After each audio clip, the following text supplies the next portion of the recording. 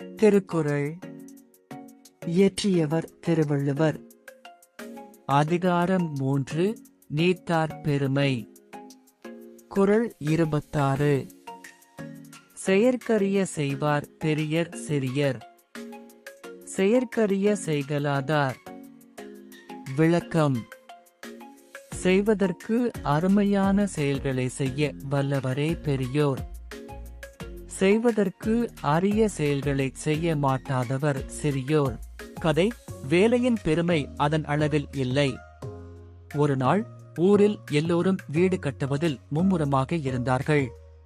பெரியவர்கள் கனரக கற்களை தூக்கி உயரமான சுவர்களை எழுப்பிக் கொண்டிருந்தார்கள். அவர்கள், பாருங்கள், நாங்கள் எவ்வளவு பெரிய வேலை செய்கிறோம் என்று பெருமையாக கூறினார்கள். அதே நேரத்தில் சிறிய அமுதா என்ற பெண் ஊரைச் சுற்றியுள்ள முள் கம்பிகளை எடுத்து அவற்றை நறுக்கி குச்சிகளாக்கினாள்.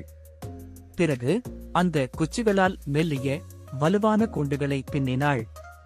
இதெல்லாம் என்ன சிறு வேலை என்று சிரித்தார்கள் பெரியவர்கள்.